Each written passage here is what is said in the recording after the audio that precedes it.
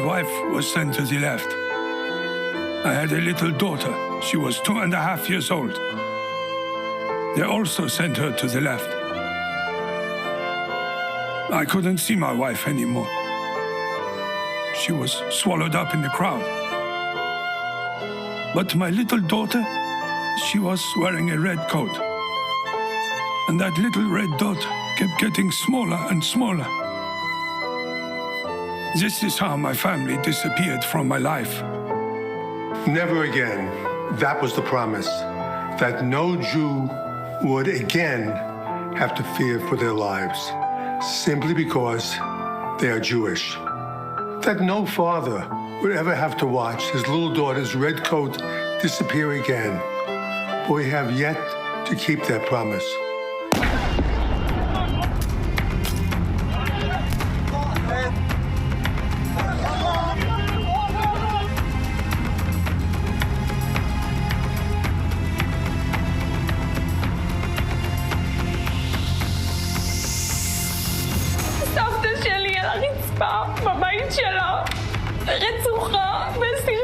The last thing I heard was the youngest, who's 12, saying to them, "I'm too young, don't take me." Was a body of this 14, 15-year-old.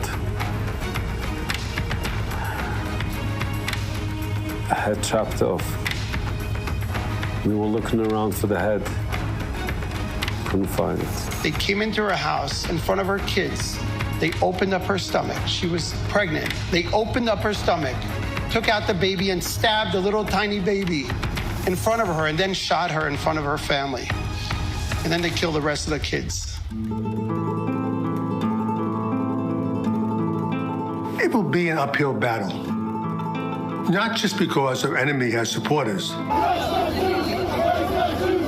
several other joyful and powerful images which came from the glorious October 7, I remember feeling so empowered and happy. But also because our enemy has deniers. People who erase the sufferings of Jews by denying these atrocities ever happened. They deny the kidnapping of our children, the murder of our grandchildren, the rape of our daughters. They deny the beheaded babies, the burned bodies, just as they deny what happened in 1943. They deny what happened in 2023. The new Nazis we face today will stop at nothing to destroy civilization as we know it. But we are united like never before. And when the Jewish people stand united, nothing can stop us. This time, we are not alone. And with our friends around the world, we will build a better Middle East and better future for our children, our grandchildren, for all of us. The World Jewish Congress was created exactly for times like this, so every Jew can fall asleep at night knowing they are safe in their own home. So Israel finally knows the peace she deserves. And so Jews everywhere can proudly express their Jewish identity. We are a voice for the Jewish people everywhere. We are the World Jewish Congress. Please welcome the President of the World Jewish Congress, Ambassador Ronald Lauder.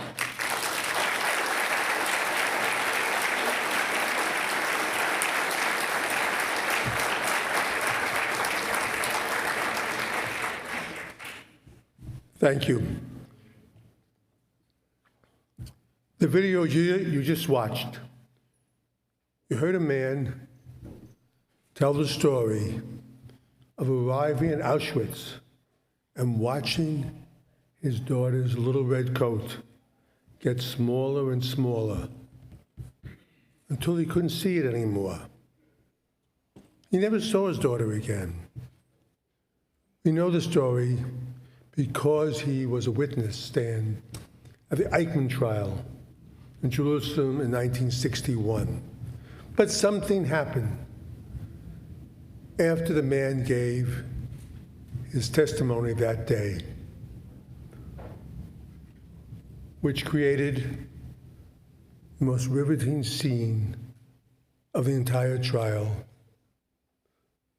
The young Israeli prosecutor, Gabriel Bach, was standing at his chair when the man finished.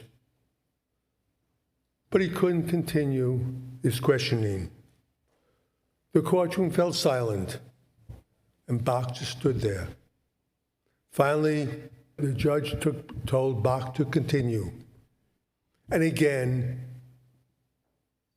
he was unable to speak.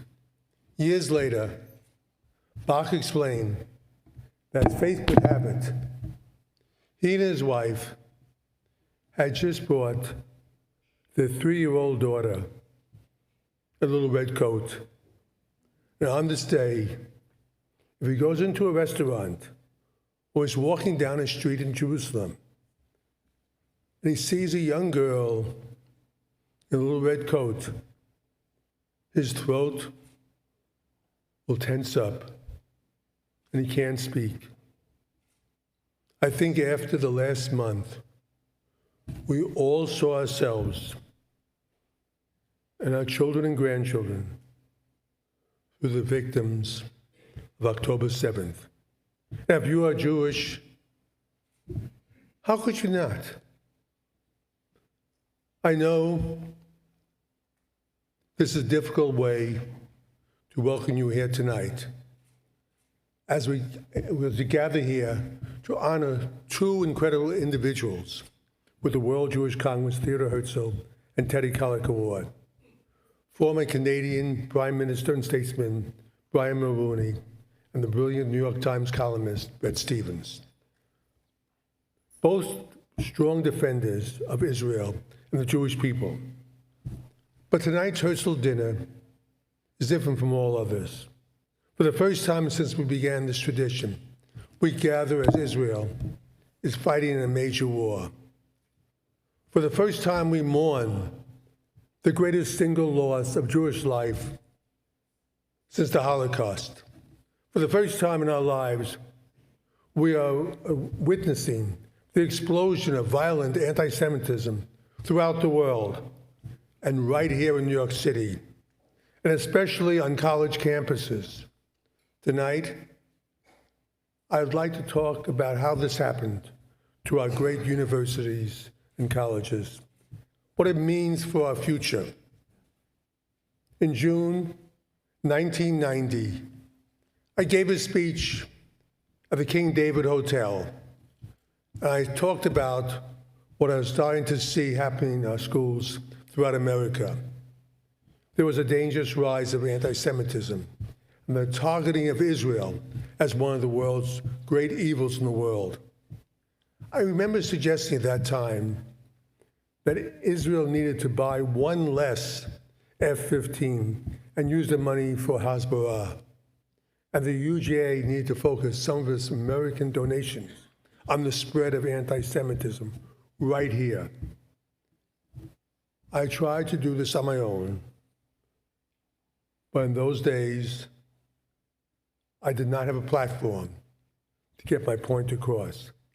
The fact is, this hatred towards Israel has been smoldering for 40 years, along with the slow but steady erosion of our great universities. Colleges that were the envy of the world, colleges that trained future generations of Americans who built up bridges, cured disease, and created the foundation of the world's strongest economy. This radicalization of education began in the 1960s with a few public intellectuals like Herbert Marcuse, a German-American professor who developed the idea that free speech was only for Marxist views. But any speech that disagreed with those views was not allowed. One of his best students was Angela Davis. But it wasn't until the 1970s, 80s that these seeds began to take root. A new generation of professors who were radicalized by the Vietnam War eventually took over their departments and choked off any opposing points of view in the PhD pipeline. Howard Zinn's new view of American history as colonialist and racist filtered down to secondary education. Remember the name Bill Ayers? He was one of the founding members of the Weather Underground that bombed buildings across the country. Ayers should have gone to prison, but the FBI botched his case, and he went free. Ayers went back to school, got a degree in education, and has had a huge influence on the books that elementary students read. So by the 1980s, when I gave the speech at the King David Hotel, I had seen what was happening. But it wasn't until the early 2000s that something else started to happen, and it's important. Foreign and radical left money started coming into our elite schools as a way to push a negative influence towards Israel. This worked in tandem with a new generation of radical professors who were very open to their ideas. The universities were all too very open to receive this money. Shortly after 2000, the money began to flow in greater and greater and larger amounts. According to the Free Press, at least 200 American colleges have illegal withheld information on $13 billion in undisclosed contributions from foreign regimes. This flood of new wealth was especially evident in the Middle East studies departments, where professors from the Middle East were trained and eventually cut out anyone who might see Israel in a positive way. This radicalization also focused on the humanities, which removed the core curriculum of Western civilization and replaced it with a simplest view that the world was divided into two groups, the oppressors and the oppressed. Israel and wealthy Jews fell in the category of oppressors, which is exactly how Marxists and National Socialists saw Jews. But it was slow and quiet. I talked about it, but no one was listening. Mostly because they were still excited to have their children and grandchildren in the top schools. Then around 2016, Jewish enrollment suddenly started to drop. If a child was from a Jewish high school, their chance of getting to these universities was very low. And no one complained. As I said, this began to filter down also to secondary and even elementary schools. Here's a case point. Last year, a children's novel entitled A Little Piece of Ground by a British children's author, Elizabeth Laird, told the story of a 12-year-old boy in Ramallah whose father was killed by Israeli soldiers. The one thing that made him happy was playing soccer, but Israeli soldiers would not let him play. A metaphor for larger issues. Israel denied Palestinians their little piece of ground. This was required reading for sixth graders in Newark, New Jersey.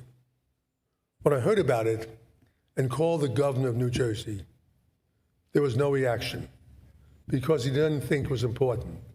It took 3 more calls until he finally understood that it was important, and he had the book taken off the reading list. But imagine that book times thousands, read by 12-year-olds across the country. At the same time, these same schools were baying the story of Anne Frank. So we shouldn't be surprised that students today march for Hamas terrorists and march against the victims of their terror. We shouldn't be surprised that students pull down signs of kidnapped Jewish children who they see as complacent in this oppression. By the end, there's also something positive that came from this horrific program on October 7th. First and foremost, Israel is unified as we've never seen it before, and the IDF will defend the Jewish state. The Jewish people around the world are unified as well in their support for Israel. And here at home, people are finally aware of the anti-Semitism on college campuses and everything that has taken place over the past 30 years. Major funders, including myself, have stopped donating to schools that will not adequately address the hatred of and harassment of Jewish students. Quite frankly, if you went to Harvard, Penn, Tulane, Yale, Georgetown, you name it, send your money elsewhere. Give it to Jewish causes. We all have to make these institutions aware of what they are doing. When 50% of Americans under 30, 50% believe that socialism is better than capitalism, it's time we woke up. Finally, I want to remind you of something that it's all too easy to forget. We are overwhelmed by the volume of pro-Hamas demonstrators outside, or the squad in Congress, or the biased reporting of most of our media. The anti-Zionists and anti-Semites are not greater in number. They are just louder. We forget this, especially when we live in Washington, Boston corridor. There is a great, big, wonderful country out there between the two coasts. It's filled with honest, hardworking, working people who are generous and good. Every single poll, the vast majority of Americans support Israel and stand with the Jewish people, and by huge numbers. Just yesterday, President George W. Bush spoke out, and he said, there is only one villain in this conflict, and it's not Israel. President Biden could not be more supportive. He has been outstanding. We are not alone. There is support from both sides of the aisle. Remember this. We are not alone. We are not alone. May God continue to bless Israel and the United States of America and Canada. And may God bless all of you. I wanted to thank my co-chairs, Jella Saffer and David Rothschild, for their continued and much valued support and friendship. I want to thank all of you from the bottom of my heart. Thank you.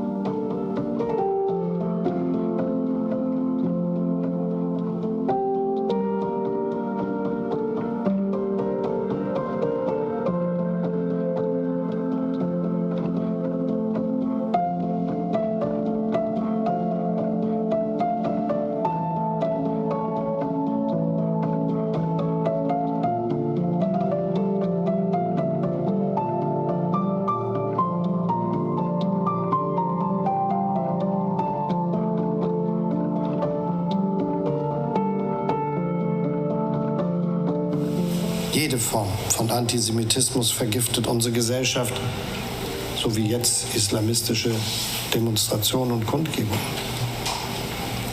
Wir dulden Antisemitismus nicht. Nirgendwo.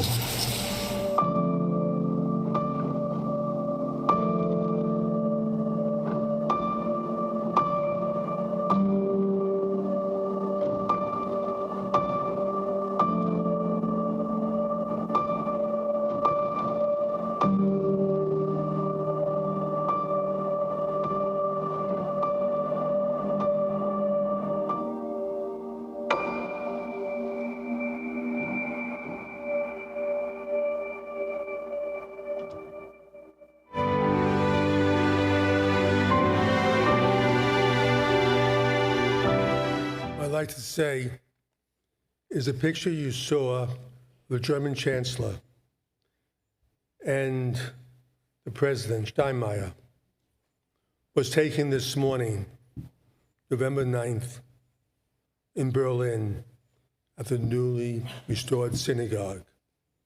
When I first saw that synagogue, it was a shell. Today, it's working and it's full.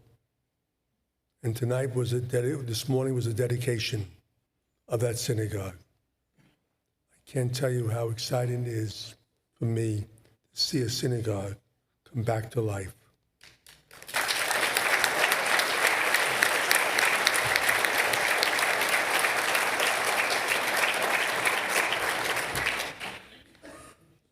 Today and now, it's my desire, my feeling, to introduce this year's World Jewish Congress Herzl Award winner. I begin with a question. What small boy from a paper mill town in Quebec with no Jews whatsoever committed his life to the Jewish people, confronting and denouncing anti-Semitism publicly and with passion, defending the Jewish right to its homeland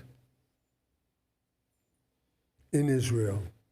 And then, as Canada's 18th Prime Minister, established laws to protect Jews, fought the hatred against them, and set up a commission to investigate a dark past of Canada's past when former Nazis were given citizenship after the war.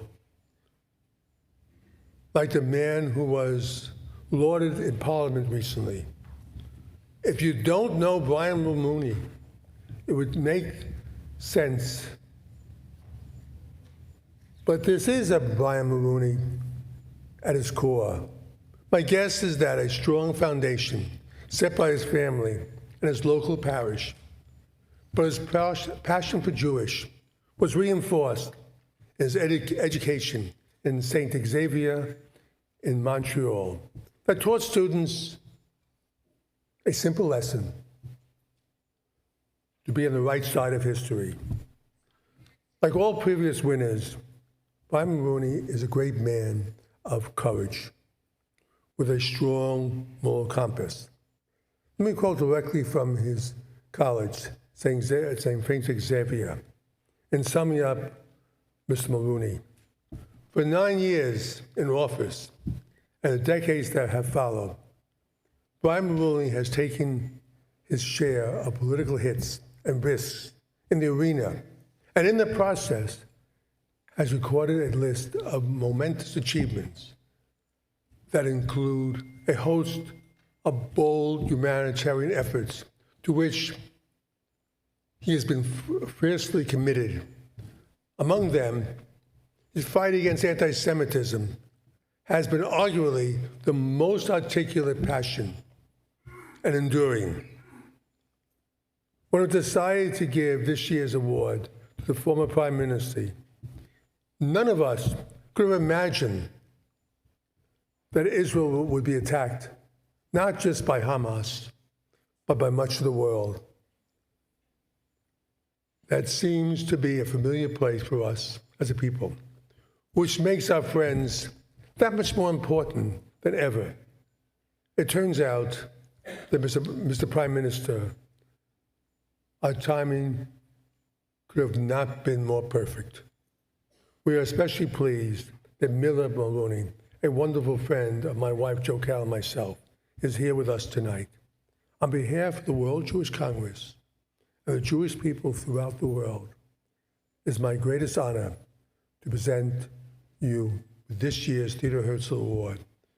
And that comes along with a great big thank you. Thank you.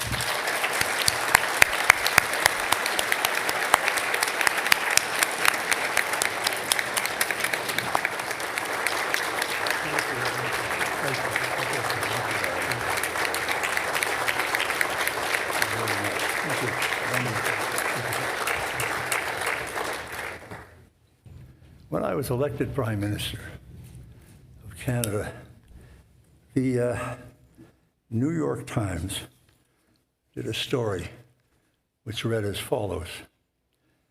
By winning the election in Canada and becoming Prime Minister, Mr. Mulroney has become the most famous and influential Mulroney in North America since Irish immigration began in 1832.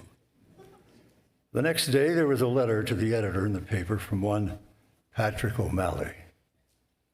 And he wrote, Prime Minister Mulroney appears to be a fine young man, and I wish him well. But when you say that he's the most famous and influential Mulroney, I would remind you that in 1923, Edward P. Mulroney was elected chairman of the New York State Liquor Control Board. As far as I'm concerned, that's a hell of a lot more influential than being Prime Minister of Canada.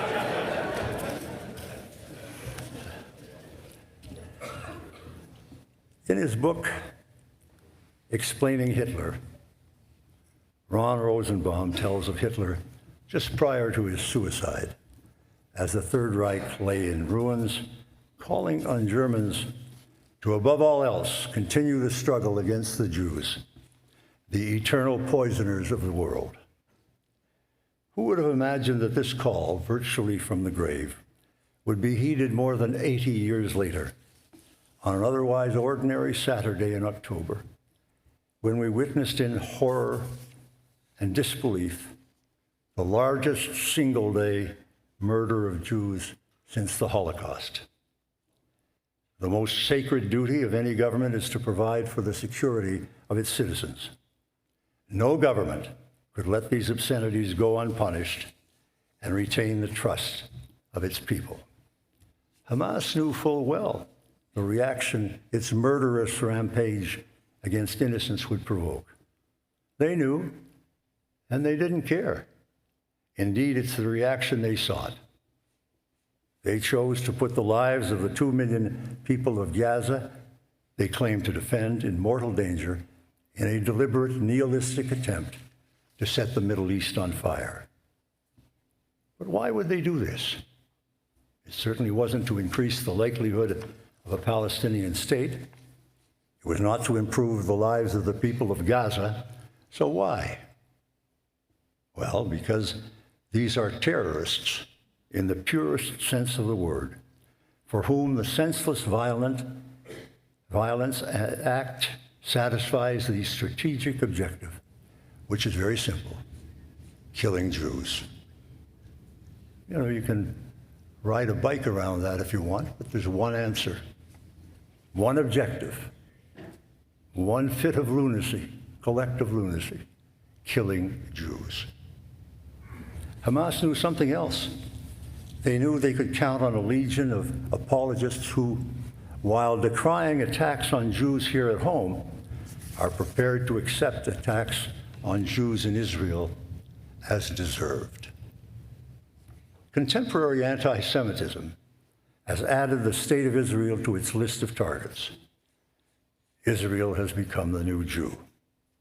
Stripped of its intellectual pretensions, of the cloak of human rights, these ritual denunciations of Israel, with which we have become all too familiar, are a pernicious form of racism.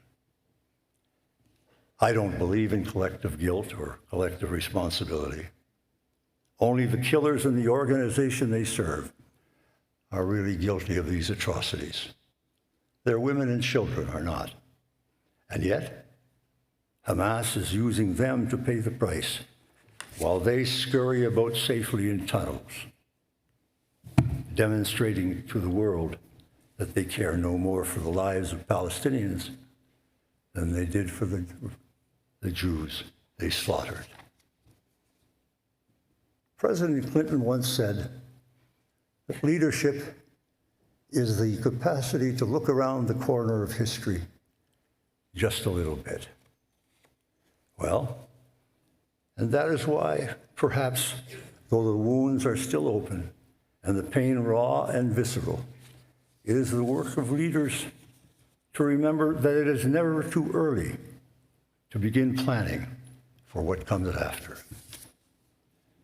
And what comes after should be dedicated to Prime Minister Ben-Gurion's belief that, and I quote, real peace with our Arab neighbors will require a settlement they will not reluctantly agree to live with, but will enthusiastically welcome from their hearts as essential for our common future. That is the only true security for Israel. Then together, we could turn the Middle East into a second Garden of Eden and one of the great creative centers of the entire earth.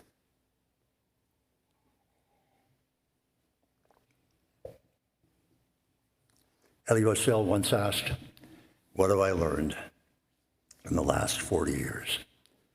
Well, I learned the perils of language and those of silence. I learned that in extreme situations where human lives and dignity are at stake, neutrality is a sin. It helps the killers, not the victims. I am far too familiar with the history of my own country to ever be silent or neutral when it comes to the victims of anti-Semitism. Larry Greenspan from Toronto is here tonight, and Charles Bronfman of the great Bronfman dynasty from Montreal, with Rita, are here as well. And they know too what happened in Canada. Larry Tannenbaum and Judy, yeah. So, sorry, Larry. Sorry. You can tell I'm out of office. Yeah. In the spring of 1937, 2 years after the Nuremberg race laws were enacted, Canada's Prime Minister Mackenzie King visited Germany to meet Chancellor Adolf Hitler, after which he recorded the following in his diary. Quote, "My sizing up that he is really one, Hitler, who truly loves his fellow man. As I talked with him, I could not but think of Joan of Arc. He is distinctly a mystic," unquote. The following day, King lunched with the Nazi foreign minister, Constantin von Neurath, who, quote, admitted they had taken some pretty rough steps, but the truth was that the country was going to pieces. The Jews were getting control of all the business, the finance, and it was necessary to get them out to have the Germans really control their own city and affairs. Now, how did Canada's Prime Minister react to these diabolically racist and extremely ominous concerns by the most powerful leaders of the Third Reich? Quote, Mackenzie King said, "I wrote a letter of some length by hand to Van Neurath, whom I like exceedingly. He is, if ever there was one, a genuinely kind and good man." King's description of Hitler as a latter-day Joan of Arc and von Neurath as a good man was not the reaction of an ignorant rube duped by slick salesmen of hate. No, Van Neurath's anti-Semitic screed simply validated what he, the Prime Minister of Canada, already believed. We know that because a few months before his trip to Germany, King revealed himself when he met an elderly Russian immigrant in Canada who related that he had built a furniture and clothing business on Rideau and Bank Streets in Ottawa, had 3 sons and a daughter, and was now retired. A true Canadian success story. King recorded in his diary, "The only unfortunate part is that the Jews, having acquired foothold, it will not be long before this part of Ottawa will become more or less possessed by them." This from the Prime Minister of Canada, for God's sake. The Prime Minister sets both the agenda and the tone in Ottawa. Is it any wonder that Canada's doors were slammed shut to Jewish immigrants before and during the war? Or that when asked how many Jews would be allowed into Canada, a senior immigration official famously replied, "None is too many." Or that a shipload of desperate Jews were denied entry and indeed sailed back to Europe on a voyage of the damned. There come times in a nation's history when the failure to do the right thing has consequences so great that its footfalls haunt us through history. This was such a time when Canada's heritage and promise were dishonored. To this day, I cannot and will not watch footage of the faces of Jewish mothers, fathers, and children consigned to the gas chambers without, as a Canadian, feeling a great sense of sorrow, loss, and guilt. I was born in Baie-Comeau, Quebec, a small paper mill town on the north shore of the St. Lawrence River in 1939, a few months before Canada declared war on Hitler's Germany. There were no Jews in Baie-Comeau. It was not until I entered law school at L'Université Laval in Quebec City in 1960 that I really came to know Jews. I had two Jewish classmates, Michael Kastner and Israel Sunnymass, one from a wealthy family and one working class like me. We became friends and remain so to this day. I learned about the tiny but impressive Jewish community there, but little of its history and challenges in Canada. It was when I moved to Montreal to practice law in 1964 that I first came into contact with the large Jewish community, which ignited my interest in and support of the Jews in Israel. By this time, the horrors of the Holocaust and the systemic persecution of Jews were fully documented. Why, I asked myself, would such evil be visited upon anyone, and specifically the families of this vibrant community I was getting to know? The Jews of Montreal were remarkable.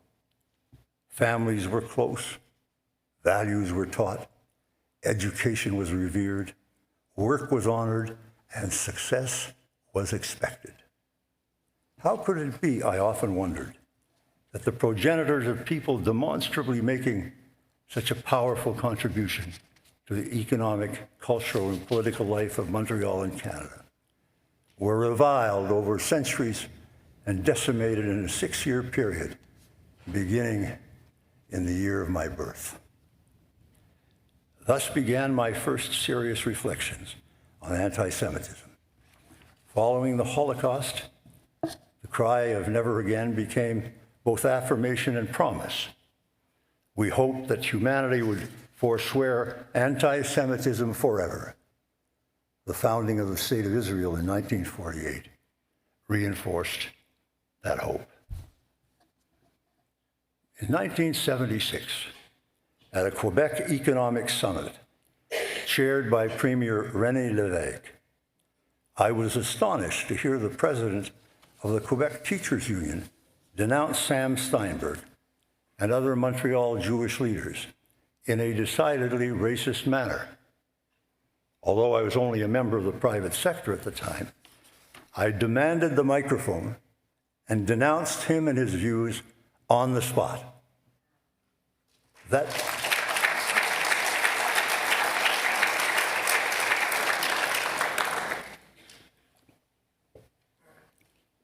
day,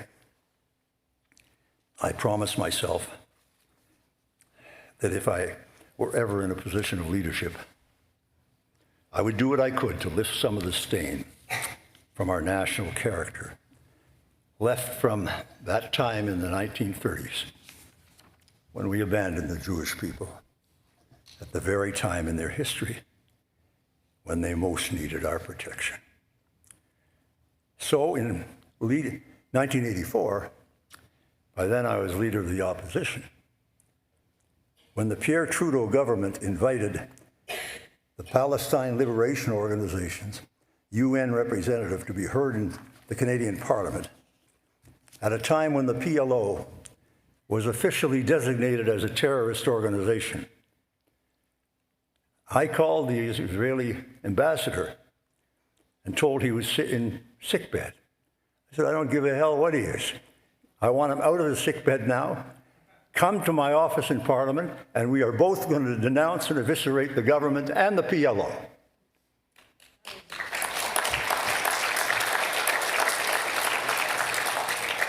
And he did. And he was good. In 1985, by now Prime Minister, my government appointed the Deschênes Commission of Inquiry on Nazi war criminals who had escaped to Canada. Because, as I said then, our citizenship shall not be dishonored by those who preach hatred, and Canada shall never become a safe haven for such persons. I appointed Jews to my cabinet and to the highest reaches of the public service and judiciary. I appointed 3 Jews in succession, Stanley Hart, Norman Spector, and Hugh Segal, as chief of staff, perhaps the most sensitive and influential unelected position in Ottawa. I appointed Norman Spector as Canada's first Jewish ambassador to Israel, smashing the odious myth of dual loyalties that had prevented Jews from serving in that position for 40 years. I invited Chaim Herzog to make the first official state visit to Canada by a president of Israel. On June 27, 1989, I had the high honor of introducing President Herzog as he spoke to a joint session of the House of Commons and the Senate. Senator David Kroll was an outstanding member of the Jewish community in Ontario, elected to Parliament as a Liberal in 1945. I was a Conservative. He never made cabinet for no apparent reason other than he was a Jew. Everybody knew that. I elevated this remarkable Canadian to the Privy Council on his 90th birthday.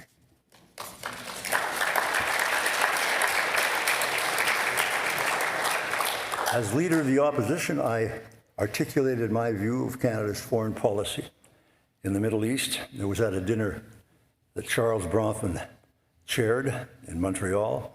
I said that under my government, we would treat fairly with the moderate nations in the region, such as Jordan, but that first and foremost, Canada would make an unshakable commitment to the integrity and well-being of Israel. And for my 9 years as Prime Minister of Canada, we did precisely that.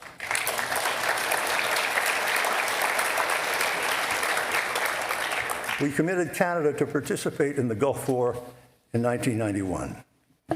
The many reasons included the security of Israel. History will record that we did the right thing. In 1993, I was the first foreign leader invited to meet with President Clinton. At a joint news conference, we were asked about the peace process. I said, I'm always very concerned when people start to lecture Israel on the manner in which it looks after its own internal security, because for very important historical reasons.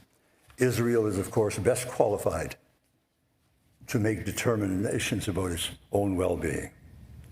I believe that to be true as well today. This doesn't mean that Israel should be immune from criticism. One can strongly disagree with policies of the government of Israel without being called an anti-Semite. Nor does it mean that a strong defense of Israel's right to security precludes the acceptance of a Palestinian state whose citizens can know, as they do in Israel, the benefits of health care, education, economic opportunities, and growing prosperity. This should be the objective of all who believe in justice and the dignity of mankind.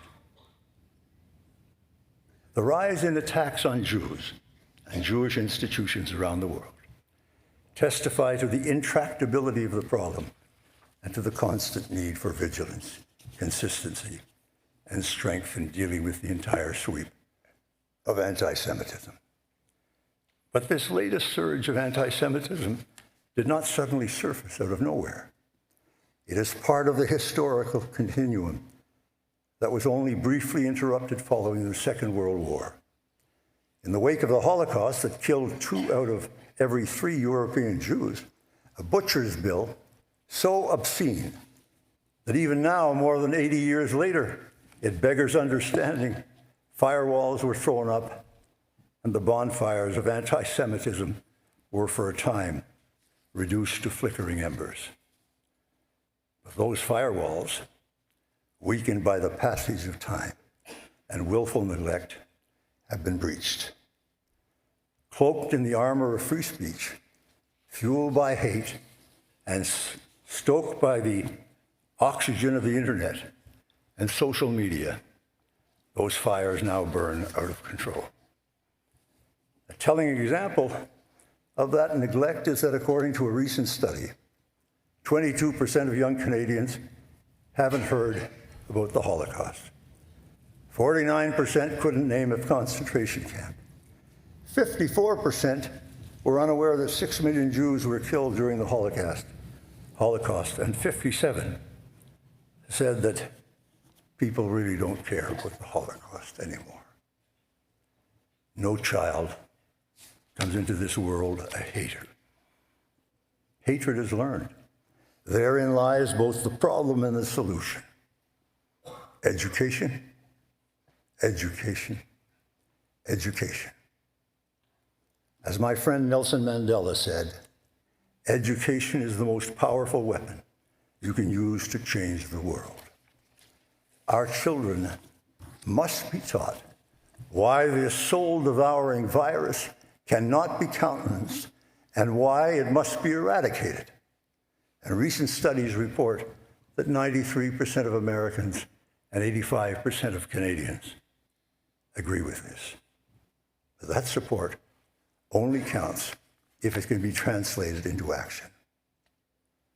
Indeed, the government of Ontario, in which my daughter Caroline is a cabinet minister, introduced mandatory Holocaust education to its grade 6 curriculum at the start of this school year to match an existing requirement in the grade 10 Canadian history curriculum. I urge every school board in every school district in Canada and the United States to copy that example. With strong leadership, this proposal is eminently doable, and we get the chance to begin the eradication of anti-Semitism across the country.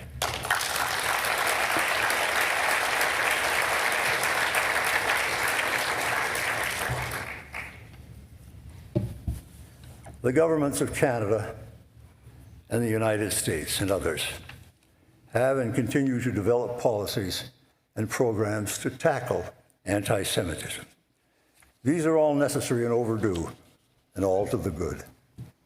However, to relegate anti-Semitism to the realm of public policy and to count solely on government to deal with this social cancer does a grave disservice to the victims behind the faces and the mysterious statistics of hate.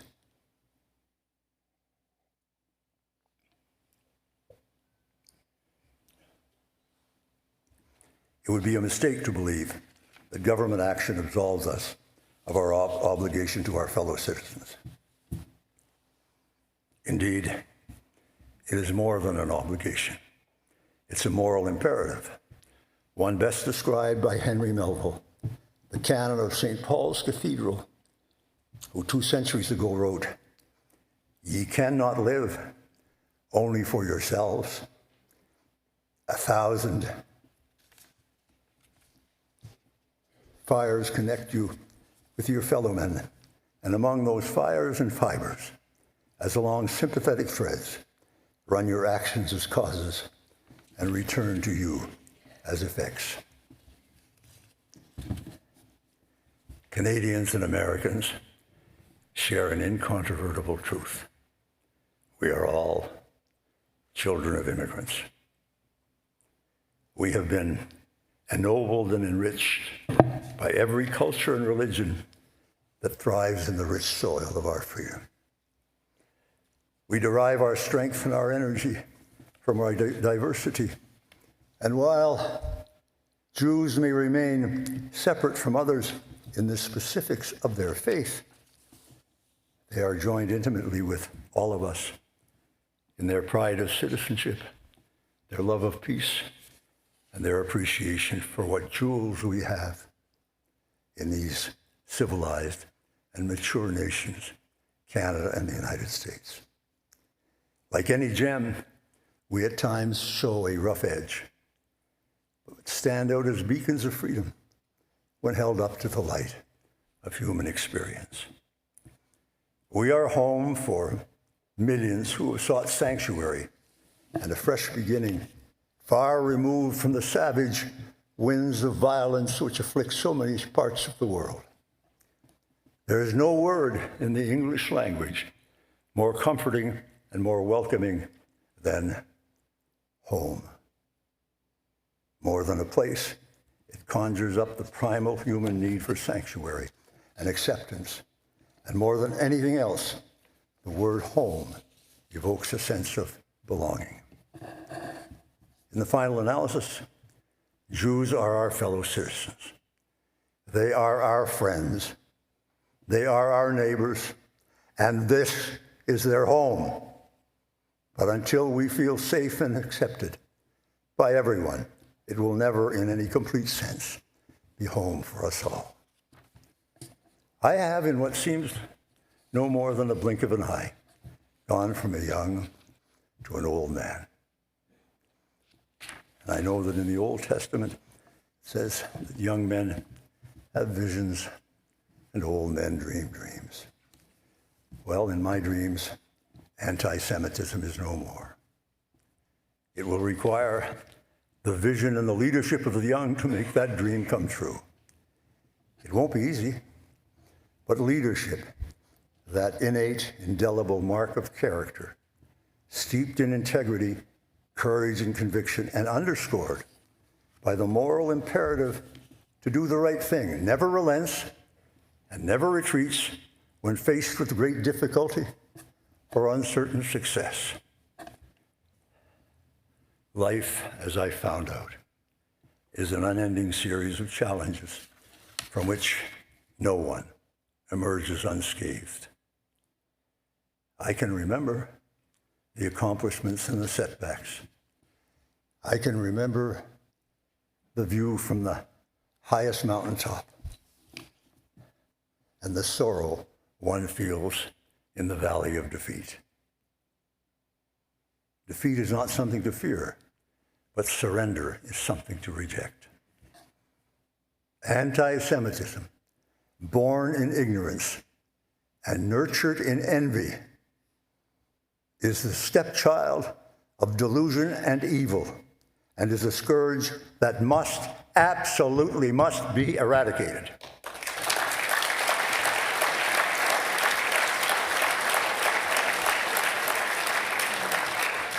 It may not be stamped out in my lifetime, nor in the lifetime of my children, or even, sadly, those of my grandchildren. But as Reinhold Niebuhr reminded us, nothing worth doing is completed in our lifetime. Therefore, we must be saved by hope. And nothing fine or beautiful or good makes complete sense in any immediate context of history. And therefore, we must be saved by faith. I urge you all to keep the faith in the trying days to come. Oh, I present you with this statue, but I can't lift it. Well, no, that means I can't either. But I want to say to everybody, we've had many great speakers here. But to me, this is the best speech I've ever heard in the half a 2 years. God bless you. Thank you.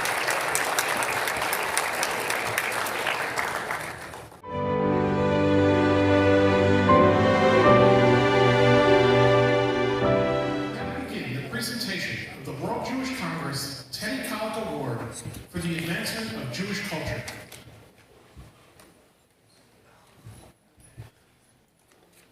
Wow. It's hard to speak after him.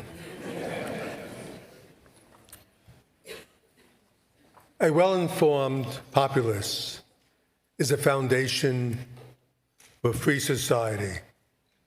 And one of the biggest problems we have to face today is the loss of unbiased journalists. The profession took a serious hit with the rise of the internet and the collapse of the newspaper industry.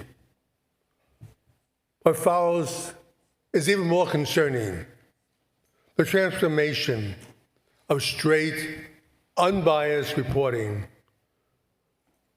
to reporting that masquerades as unbiased but carries a political agenda, all of which makes Bret Stephens, this year's recipient of the Teddy Kollek Award, a national treasure. From the very start, Bret Stephens' views on the world has been clear, cogent, and remarkably wise. His list of accomplishments is long for someone so young. Editor-in-chief of the Jerusalem Post, foreign affairs columnist for the Wall Street Journal, a Pulitzer Prize for commentary in 2013, and since 2017, a columnist for the New York Times. What I always find most interesting and entertaining, besides his brilliant analysis of the U.S. political scene, everything swirling around Israel, is reading the comments that readers of the Times write in reaction to his columns. Bret, it's clear that you must have developed a very thick skin. But what's also evident is your courage and conviction. I'm sure that a great part of your success comes from your parents. We are so pleased that your mother, Kunseya, is here with us tonight. Thank you. Bret, we're all indebted to you for being, especially now, one of the rare voices of truth and common sense. Two commodities that are such in short supply in the present world. It is my honor to present this year's Teddy Kollek Award to Bret Louis Stephens. Bret, please come forward.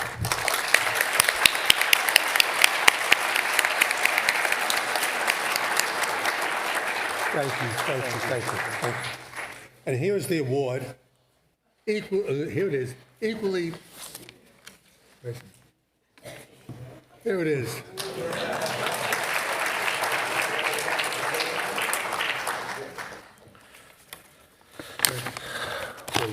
Thank you. Well, Mr. Lauder, thank you for this great award, and to the World Jewish Congress.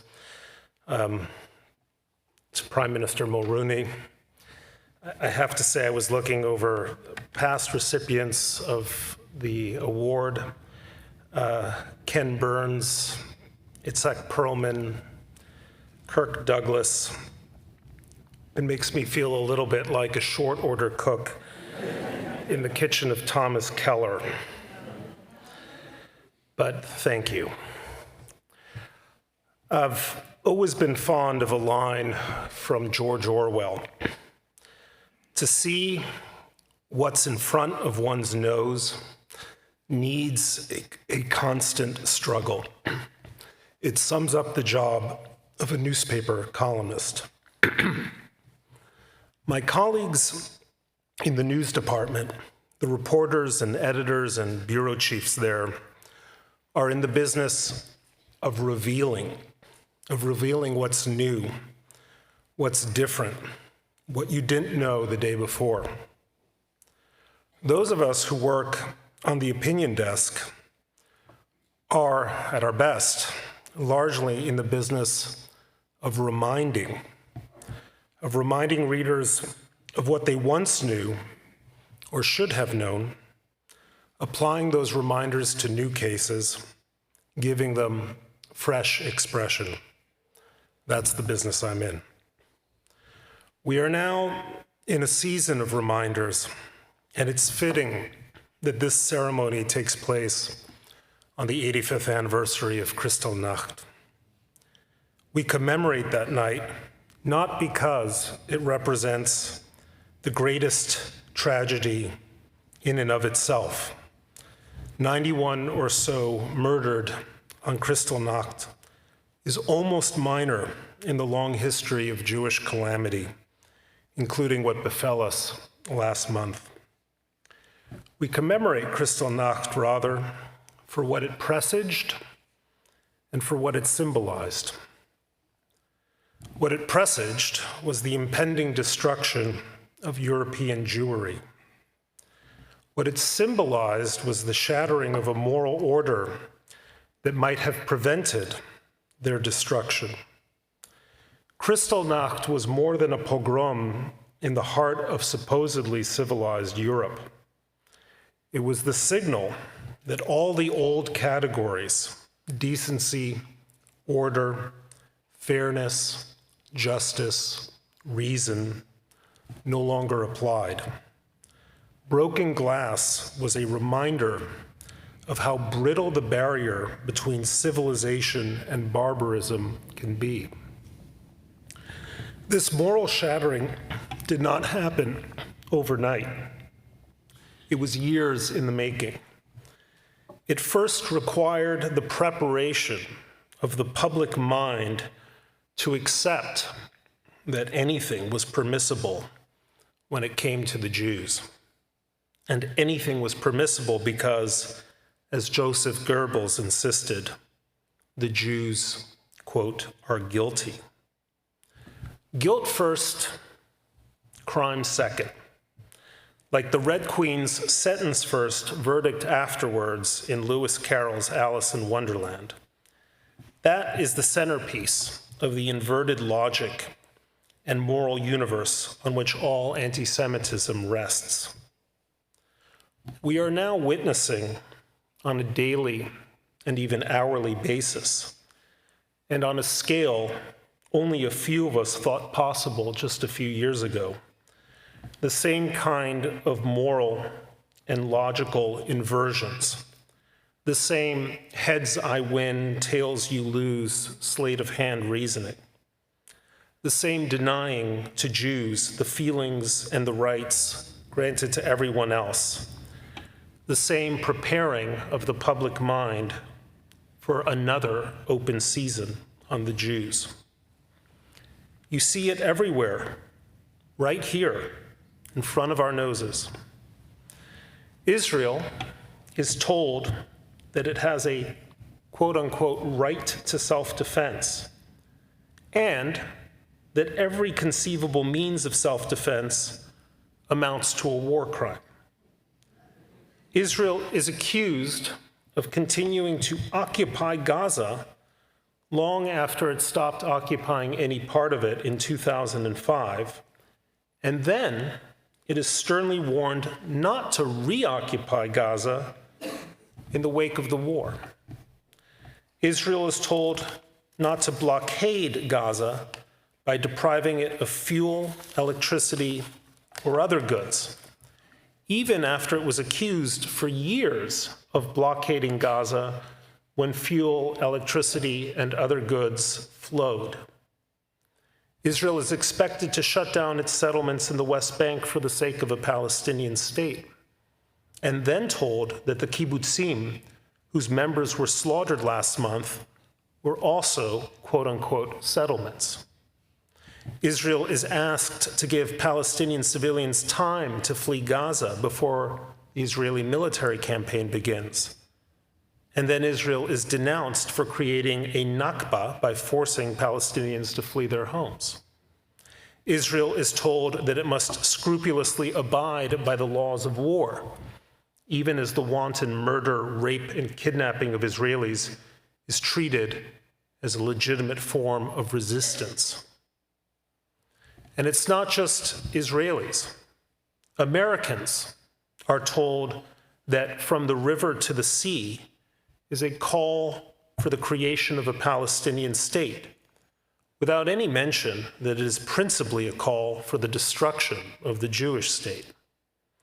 Americans are told that we must hold Israel to a higher moral standard because it is a democracy, and that we should also denounce it because it's an apartheid state. Americans are told that they should support calls for free Palestine, and that the vehicle for doing so is a Hamas regime that has stripped Palestinians of every civil and human right, not least by treating them as cannon fodder or human shields in its theocratic death struggle against democratic Israel. And then, the greatest lie, that Israel, the victim of one of the greatest massacres in memory, the proportional equivalent of 16 9/11s by American standards, an atrocity that would have been 10 or 100 times worse if the perpetrators had been given the means and opportunity, that Israel, in fact, is the real aggressor, the real perpetrator. The perpetrator, on account of its alleged crimes before October 7th, which meant that it got what was coming, and the perpetrator for having the gall to fight back. No matter what, Israel is guilty, because Israel, like the Jews of Goebbels' imagination, is definitionally guilty from birth, and the only remedy for guilt from birth is death. Anti-Zionism, an openly eliminationist ideology that is indistinguishable from anti-Semitism, except that it hides itself better, is now a mainstream, respectable view on college campuses, newspaper offices, and so many other places that define our culture. And if, like me, you believe that politics lies downstream from culture, it won't be long before it takes hold on campaign trails, in legislatures, and all the other institutions of state. We are already at the point where the pro-Palestinian movement has become openly pro-Hamas, where the reaction to the murder of Jews is euphoria on the streets of New York and other cities, where the more Jews are killed, the more it is taken as evidence of the perfidy of the Jews themselves. This is a road back to Kristallnacht. It is important to call this out, to point again and again and again to the illogic, the fabrications, the reversals of causality that go into the conspiracy theory that is anti-Zionism. We have to expose the intellectual sloppiness and moral slipperiness that occurs when retaliation is conflated with aggression, when deliberate murder is treated as the moral equivalent of manslaughter, when raw casualty figures are seen as substitutes, adequate substitutes for comparative culpability, when the matter of intent is deleted from the equation of justice. Yet, just as important as it is to see what is in front of our noses, it is equally important for us to stop holding our noses. We Jews have been holding our noses for quite some time when it comes to private schools and universities to which we send our children or grandchildren. We've been holding our noses for quite some time when it comes to the media we read, watch, and listen to. We've been holding our noses when it comes to the institutions we support so generously through our philanthropy. I won't name names, you know them anyway. We have wagered that it is better to have influence on the inside than to complain from the outside. But if that influence has achieved anything of real value, it is difficult to see in this degraded mainstream culture in which Jews increasingly feel alone and afraid. Now we face a two-front challenge. The first, a frontal battle against the forces gathering to destroy the state of Israel and all those who support it. For diaspora Jews, this is a battle we won't have to fight militarily as our brothers and cousins and sisters in Israel do.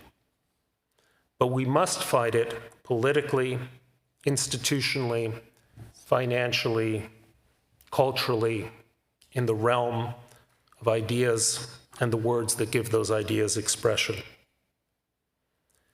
The second challenge, a much more patient and expansive and expensive effort, is to create new institutions, new private schools and universities, new news media, new publishing houses, new think tanks, new prize committees, a new ecosystem of thought and creativity and culture to provide an alternative and, ultimately, a replacement to the rotted out places that we're at last starting, I hope, to leave behind. In this sense, the award you are giving me is aptly named. Teddy Kollek, for all he did in his long career, will be remembered, I think, for two great things: standing for an undivided Jerusalem, united and held together by Israeli arms, and promoting within that city a diverse, boisterous, and flourishing culture, open to all so long as they came and come in peace. These are the things worth standing for today. An Israel whose strength and moral confidence protects not only the lives of its people, but the free and vibrant society within it, and an America that does not succumb to the same kind of moral disorder that occurred a century ago, when hatred of the Jews became the vehicle for the destruction of all liberal values, of which the shattered glass of Kristallnacht became so terribly emblematic. That is the task that falls on all of us tonight, and it's a task that we begin by seeing what is in front of our nose. Thank you very much.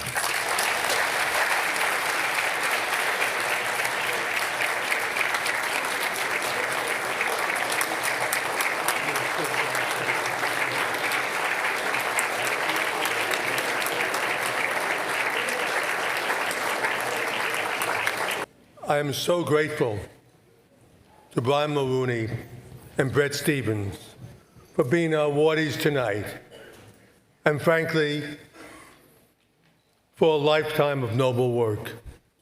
Finally, we end our program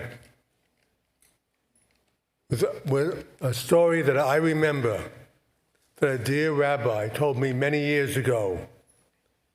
He said to me, when God asked Abraham how he would demonstrate his loyalty,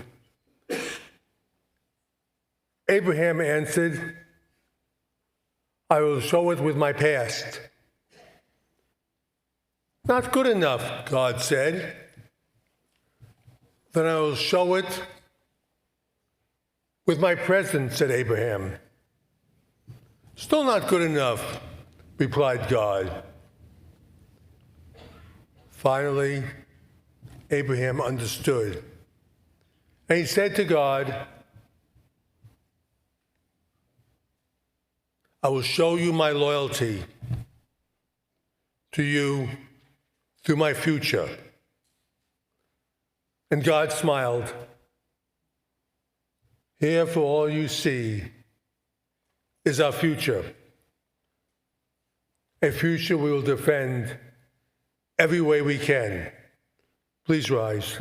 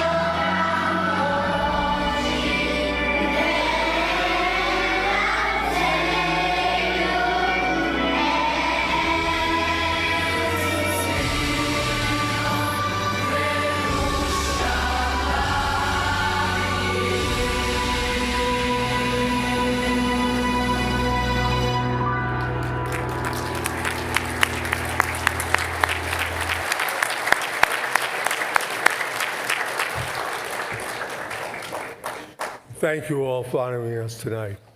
And thank you, Brian and Bret, for two of the best speeches I've heard.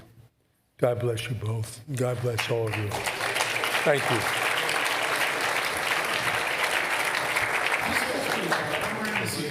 Please join us for dinner in the atrium. Thank you.